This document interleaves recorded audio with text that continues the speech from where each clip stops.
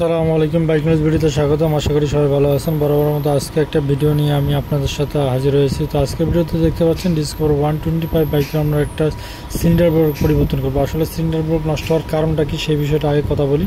তো cylinder break আসলে কীভাবে নষ্ট হয় সেটা কীভাবে বুঝবেন। আপনার বাইকে যদি আপনার ইঞ্জিন কমে যায়, ইঞ্জিন অয়েল কমে যায়, বাইকের সাউন্ড নষ্ট হয়ে যায়, বাইকের সাইলেন্সার থেকে কালো ধোঁয়া বা সাদা ধোঁয়া প্রচুর বের হচ্ছে, ইঞ্জিন থেকে প্রচুর ভাইব্রেশন আসতেছে এবং বাইকের টপ স্পিড একদম ধীরে ধীরে আপনার কমে গেছে, কম্প্রেশন নাই। তো দেখতে পাচ্ছেন যে এখানে আপনার মোবিল আছে 2 থেকে 300 গ্রাম, মোবিল একদম নাই। মোবিল না থাকার কারণে আমরা বুঝতে পেরেছি যে আসলে সিলিন্ডার ব্রেকটা নষ্ট হয়ে গেছে এবং গাড়িটাতে একদম কোনো শক্তি নেই। তো আসলে এই নষ্ট হওয়ার মূল কারণটাই হচ্ছে যে আসলে আপনাকে অনেক জিনিস আপনি সঠিক সময় বাইকের যেটা প্রয়োজন ওটা পূরণ করতে পারেননি। যেমন ভাল্বটা আপনার চেঞ্জ করা লাগতো, আপনি করতে পারেন। যে আমরা কানেক্টিভিটি টেস্ট করতেছি, তো আসলে এটা ঠিক আছে। সেই সাথে দেখতে পাচ্ছেন যে বাজাজের জিনুয়ান যে সিলিন্ডার ব্লকটা আছে এটা আমরা লাগাচ্ছি। তো এটা হচ্ছে আপনার বাজাজের জিনুয়ান 125 সিলিন্ডার এবং পুরাতন যে সিলিন্ডারটা আছে এটা দেখেন নষ্ট হয়ে গেছে। এটা ঘর্ষণ খেতে খেতে একদম ঝরঝরা হয়ে গেছে। পাশাপাশি আমরা এর যে ক্লাস প্লেটটা আছে এবং এটা নষ্ট হয়ে গেছে, এটা বাড়িটা খেয়ে গেছে, ক্লাস প্লেটটা নষ্ট হয়ে গেছে।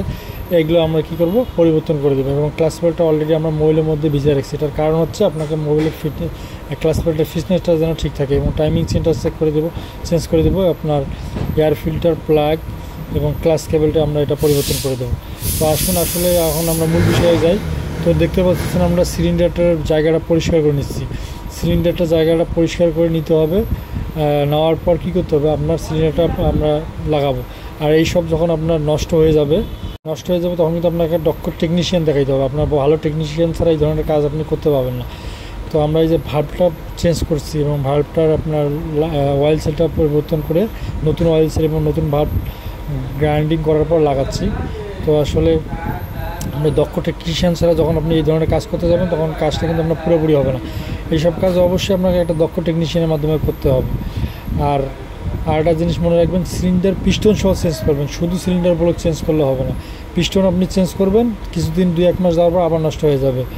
তো আসলে এই ধরনের বিষয়গুলো দক্ষ টেকনিশিয়ান ছাড়া যে কোনো মেকারের কাছে গেলে আপনাকে অনেক টাকা আপনার ক্ষতি হবে, ভালো কাজ হবে না। তো দেখতে পাচ্ছেন আমরা এই যে ভাল্বের লকটা লাগাচ্ছি। তো এটা স্পেশাল টুলস দিয়ে লাগানো উচিত। তো আমাদের হাতে লাগার সুবিধার কারণে আমরা হাত দিয়ে লাগাচ্ছি, আর এতে তাড়াতাড়ি আমাদের হয়ে যাবে।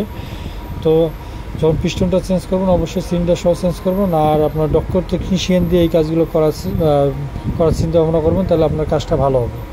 তো ভাল্বটা লাগানো হলে আমরা কি করবো, ভাল্বটা লাগানোর পর আমরা টেপিটটা ক্লিয়ারেন্স করবো। আর আপনার টেপিট যদি ক্লিয়ারেন্স সঠিকভাবে না হয় সেক্ষেত্রে কিন্তু আপনার গাড়ি ইঞ্জিনটা গরম হবে। তো টেপিট ক্লিয়ারেন্সটা ক্লিয়ার করে নিতে হবে। এটা প্লেয়ার গেজ দিয়ে আমরা করতে হবে। সেই সাথে আমরা পিস্টনের যে রিংগুলো আছে এটা সেটিং করলাম এবং সাথে পিস্টনে সেটিং করতেছি। তো এটা সেটিং করার পর আমরা বাইকের মধ্যে লাগাই ফেলবো। তো আসলে আপনি এইসব কাজ যদি দক্ষ টেকনিশিয়ান দিয়ে না করেন তাহলে কিন্তু আপনার কাজটা পারফেক্ট হবে না। আর এইসব কাজের জন্য আমাদের দক্ষ টেকনিশিয়ান আছে যাদের এই ধরনের সমস্যা, অবশ্যই আমাদের সাথে যোগাযোগ করবেন। আমাদের ঠিকানা হচ্ছে কলেজ রোড, 4তলা মোড়, রংপুর। তো এটা হচ্ছে আমাদের ঠিকানা। আমাদের যে শোরুম আছে নাম হচ্ছে আরপিন মোটরস, কলেজ রোড, 4তলা মোড়, রংপুর। তো যাদের এই ধরনের সমস্যা আছে অবশ্যই আমাদের সাথে যোগাযোগ করবেন। ডিসক্রিপশনে ফোন নম্বর দেওয়া থাকবে। তো দেখেন আমরা সিলিন্ডার ব্রেকটা অলরেডি লাগাই ফেলছি। তো এই ধরনের সমস্যা যাদেরই হবে অবশ্যই আমাদের সাথে যোগাযোগ করবেন বা আমাদের পেজকে ফলো দিয়ে রাখবেন, আমাদের চ্যানেলকে আপনি সাবস্ক্রাইব দিয়ে রাখবেন। আর এই দেখেন আমরা টেপিটটা কিন্তু এই যে প্লেয়ার গেজ দিয়ে আপনাকে এটা অ্যাডজাস্ট করে নিতে হবে। এটা যদি আপনি অ্যাডজাস্ট করতে না পারেন বলছিলাম গরম হবে। তো এটা আপনাকে ইনটেক যেটা ভাল্ব এটা 0.5 mm অ্যাডজাস্ট করতে হবে এবং যেটা আপনার অ্যাডজাস্টর এটা ভাল্ব সেটা হচ্ছে আপনাকে 0.10 mm অ্যাডজাস্ট করতে হবে। তো আমাদের পাশাপাশি টাইমিং সেন্টার লাগানো শেষ। এখন আমরা এই যে আপনাদের সিলিন্ডার যে হেডটা এটা আমরা লাগাই ফেলবো। সেই সাথে আপনার টেপিটটা আরেকবার টেস্ট করতেছি যে আসলে ঠিক আছে কিনা। তো আমি আবারও বলতেছি যে আমাদের ক্লাস প্লেটটা কমপ্লিট সেটে লাগাচ্ছি। তো আবারও বলতেছি যে যাদের এই ধরনের সমস্যা আমাদের সাথে যোগাযোগ করবেন। আমাদের ঠিকানা হচ্ছে কলেজ রোড, 4তলা মোড়, রংপুর। আশা করি ভিডিওটা সবার ভালো লাগবে। অবশ্যই কমেন্ট করবেন, আসলে এই ধরনের সমস্যা কমেন্ট করতে ভুলবেন না। ধন্যবাদ, সবাই ভালো থাকবেন।